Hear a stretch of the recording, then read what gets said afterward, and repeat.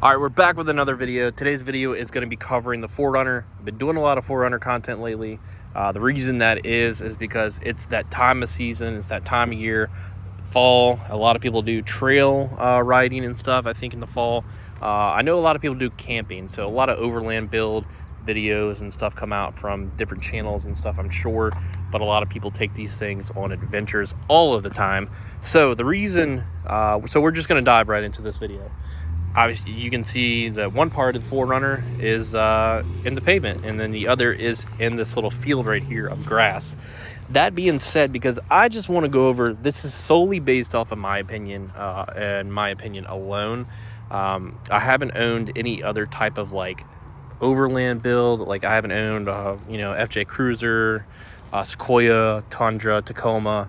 The only other SUV that I've really ever driven in my life has been an Isuzu Rodeo, or I think it was a Honda Passport, but they were the same thing, and a Chevrolet Tahoe Z71, the 05 or 2006 version. Really good vehicle, the Honda Passport or Rodeo, if you want to call it that. The vehicle was super old when I got it, so I'm sure it was a great vehicle, sort of like this. So it definitely competed in the 90s category and early 2000s for the big SUV market at the time. Ford, Chevy kind of had like the Explorer, you had the Blazer, Tahoe, and all that good stuff, and then you had like the Pathfinder and all of that.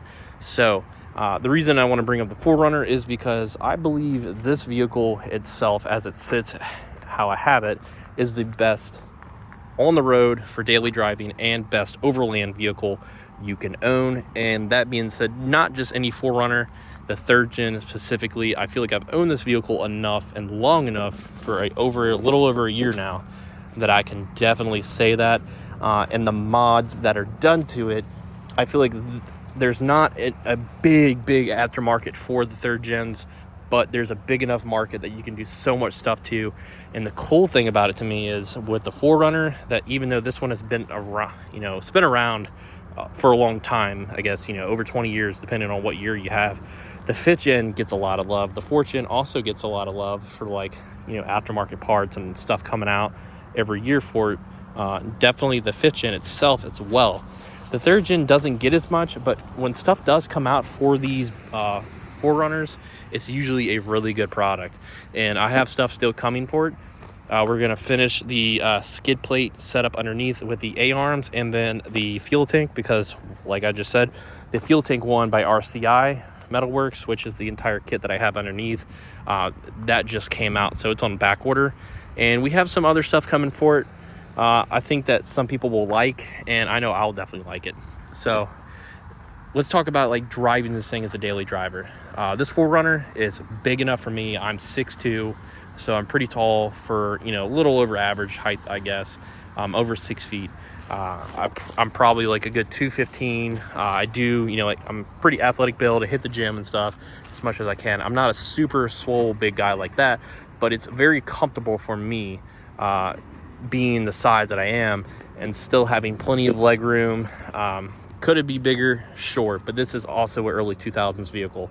So I've taken this thing when I go for contracting to different states for nuke plant jobs.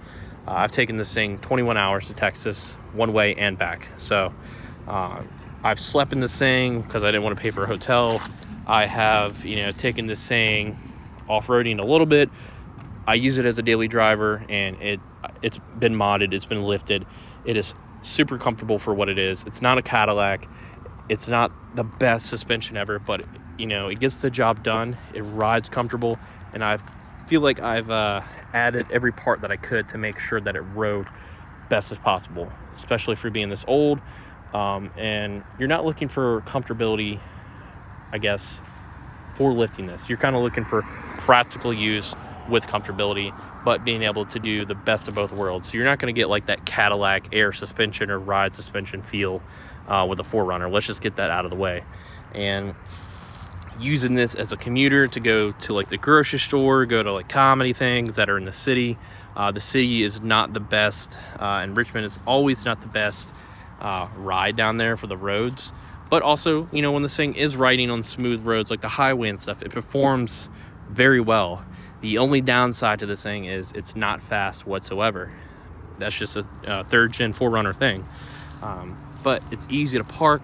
It doesn't get in the way. It's easy to park in the city. So if you live in the city, it makes great use for moving stuff to, like, if you're moving to an apartment or something like that. It's not the biggest vehicle, but you can fit a lot of stuff in here. And it's a comfortable ride for friends. And there's a lot of things, you know, you can take trips in this. It's got the sunroof. It's got the window that goes all the way down in the back. So beach trips and like mountain trips and snowboarding trips are really good. So now let's talk about the overland side, or the off-road side if you want to go, I guess, that route in the market for this. So there's, like I said, the aftermarket world is really big for these, but it's not the biggest, like maybe the Tacoma, or we'll just stick with the 4Runner. It's not the biggest when it comes to like the 4th and 5th gen. But when you do add stuff like the lift kit itself, the ditch lights, I mean, this is a lot of stuff, similar stuff that you're going to get on a 4th and 5th gen. But the market for this 3rd gen solely, when you come, you know, when you're trying to find specific parts for this, it's out there. Like the retrofitted headlights that I love, the Toyota grill to make this look like the 5th gen, so you can, you know, dress the grill up. If you're looking for looks and aesthetics, there's so much that you can do with this. But if you're looking solely for like aftermarket use and stuff like that, the half rack or half basket, they do have the full one too. I just have the sunroof, is why I chose it. At the same time, I believe it looks better. They have the spoiler right here for the 3rd gens, and then you have the options to have an aftermarket one. This is an aftermarket spoiler, and it looks like the factory one, basically kind of is, but it has these options for the backlights right here. So you can have either these on or these on by itself, or all around. And with the ditch lights, I've added the backup camera, and then underneath the suspension and all that, if you want to take this thing off-roading, like the skid plates and all that, when I talked about the ones that I ordered for the rest of the kit, they have everything that you need to take this, protect the body underneath. The step rails right here are probably one of my favorite things that I've done to this. You also have the controllers right here, the aux beam controller. And then if you've been following the build, you know that I have, like, under the hood, it has the KC lights and then the light strip right here underneath the hood. So that way, if, you know, this thing does break down on the side of the road or anything, and you're somewhere on a trail or maybe in the desert or wherever you are, you have plenty of lighting. And the same thing for the trunk. So if you open the trunk right here, and you're using this for like what, you know, most overland builds are, you got that. And then you got this, you know, part behind me as well. So, but you can even use that during like just daily use. So there's so much, you know, people that do with the overland builds, they'll have this whole thing and the seats removed. They'll have trunk spaces, or it's basically like a trunk space with built-in wooden stuff with carpet and over kits that you can order and put here. Some people, I think, have had stereos here, and then they'll have like a whole bed. They'll have dressers that pull out where it's like, I think like a portable oven and stuff like that. People can cook. So like the stuff that comes out right here, drawers, and then that drawer has a drawer, and then you just start cooking and stuff like that. So there's a lot of stuff you can do with this.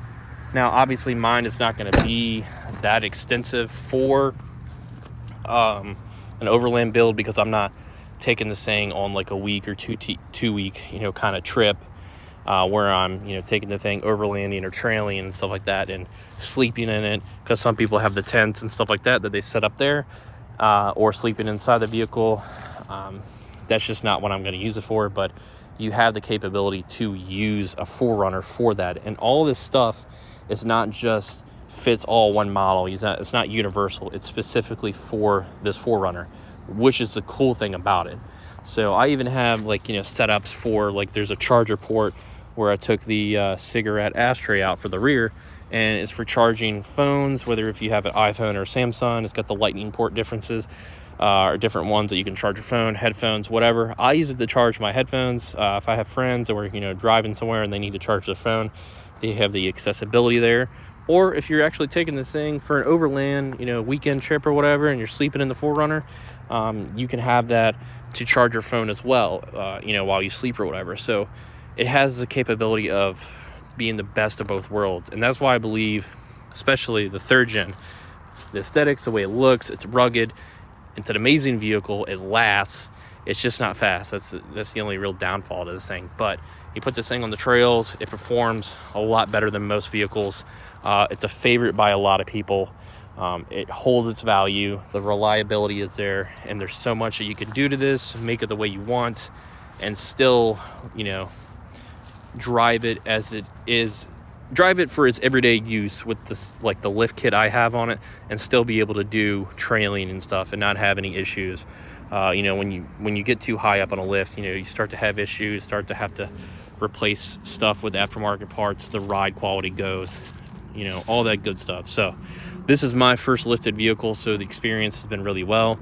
If I had a Tundra or something, it would be a lot, you know, higher up a little bit, maybe like a 6-inch lift is what I see pretty common. But for this vehicle alone, that is my opinion on this, why it is the best for both worlds, and you get your use out of whatever you're trying to go for, whatever the goal is, whatever the intended use is for the 4Runner.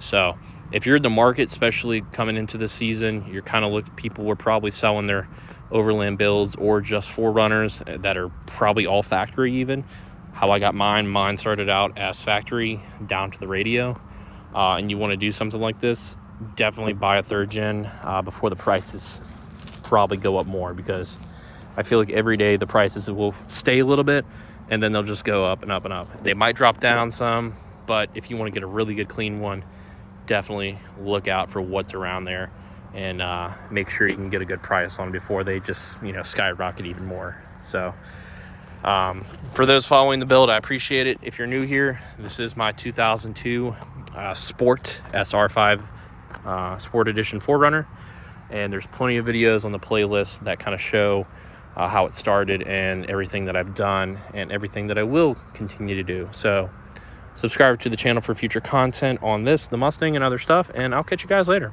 Have a good one.